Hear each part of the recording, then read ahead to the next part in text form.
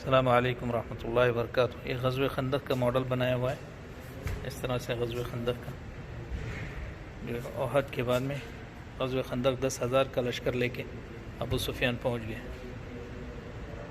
تفصیلی واقعات ہیں انشاءاللہ۔ سلمان فارسی رضی اللہ عنہ نے مشورہ دیا کہ ہمارے یہاں فارس کے اندر اپوزٹ پارٹی زیادہ ہوتی ہے تو بیچ میں گڑھا کھود دیتے ہیں، تو حضور صلی اللہ علیہ وسلم کو وہ پسند آ گیا، تو پھر خندق کھودی گئی۔ 3 کلومیٹر خندق تھی، معجزہ تھا، 6 دن کے اندر کھودی گئی۔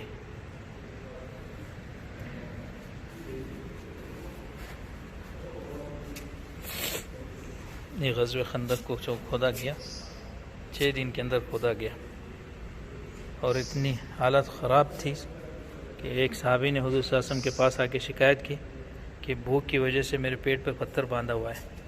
حضور صلی اللہ علیہ وسلم نے اپنا کرتا اٹھایا اور کہنے لگے کہ دیکھو میرے پیٹ پہ تو 2 پتھر بندھے ہوئے ہیں۔ جابر رضی اللہ عنہ کو یہ منظر دیکھا نہیں گیا، ان کا گھر وہیں تھا۔ بیوی سے جا کے کہا کہ کچھ ہے کھانے کو؟ انہوں نے کہا کہ تھوڑے سے جو ہیں اور ایک بکری کا بچہ ہے، کہا اس کو ذبح کرو اور روٹی بنا لو، میں حضور کو دعوت دیتا ہوں۔ تو حضور کے جا کے کہا کہ 13-14 آدمی کا کھانا ہمارے گھر، تو حضور صلی اللہ علیہ وسلم نے سارے خندق والوں کو دعوت دے دی۔ تو سارے خندق والے جابر رضی اللہ عنہ ان کے گھر گئے، حضور نے ان کے گھر میں اندر بٹھا کے 10 آدمیوں کو کھانا کھلایا، اور سارے کے سارے خندق والے تقریباً 1500 تھے، سب نے کھانا کھا لیا، اور کھانا ویسے کا ویسا باقی رہ گیا۔ پھر حضور نے کہا کہ جابر اے لو آپ کا کھانا، اللہ نے ہمیں کھانا کھلا دیا۔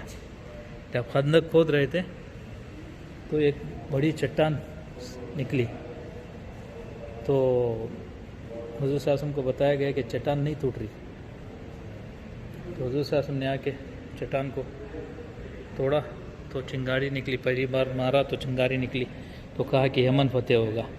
پھر دوسری بار مارا تو اور چنگاری نکلے گا، کہا کہ روم فتح ہوگا،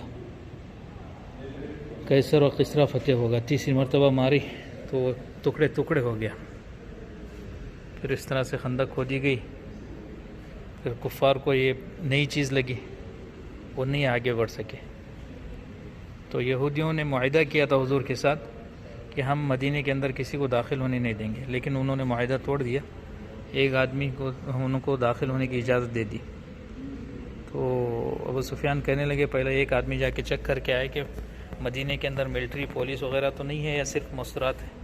تو اصل میں حضور صلی اللہ علیہ وسلم نے ساری مستورات کو ایک گھر میں جمع کر کے حسان بن ثابت کو اس گھر میں چھوڑے تھے۔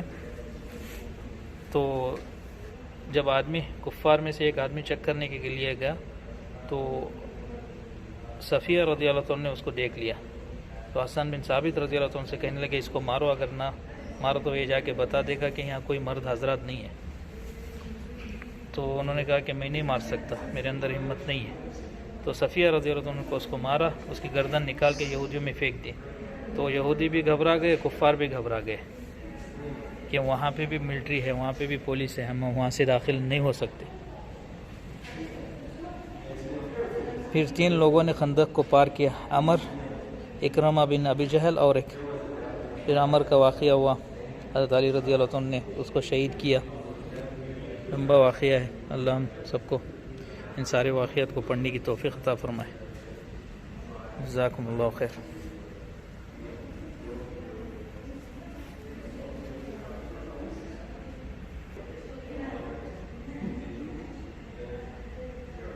یہ ماڈل بنائے حضور کے اونٹ، حضور کے بکریاں، حضور کے گدھے، اور بنی نذیر، اس کا بھی واقعہ ہے، اس کا بھی ماڈل بنا ہوا ہے۔ غزوہ بنو قینقاع، اس کا بھی ماڈل بنا ہوا ہے، اس کا بھی واقعہ لمبا سا واقعہ ہے۔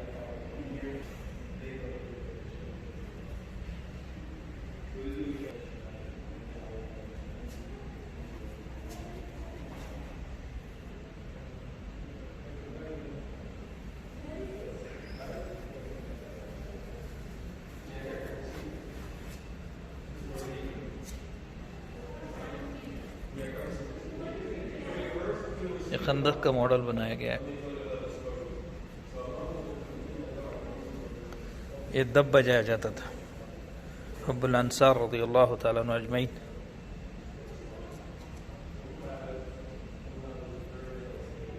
دب ایک ہاتھ. مفتی صاحب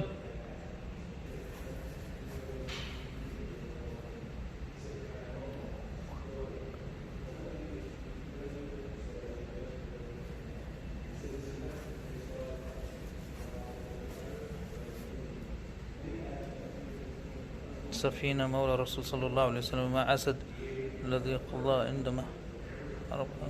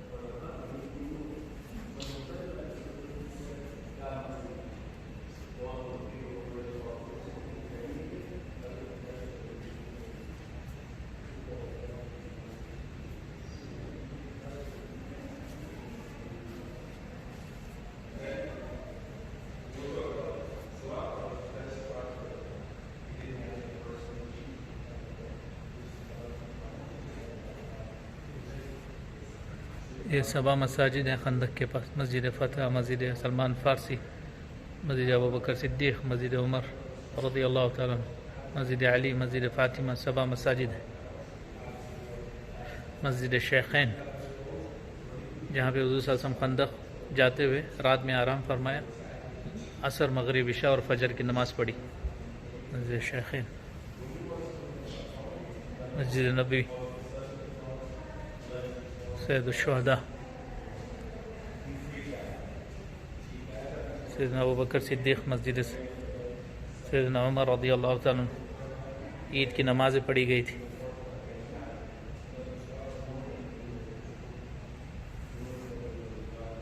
مسجد عنبریہ،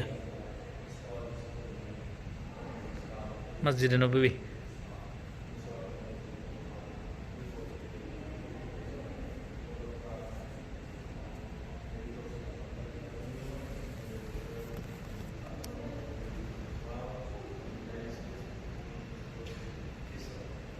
سفر المدینہ، مسجد نبی. جزاکم اللہ خیر و احسن الجزا.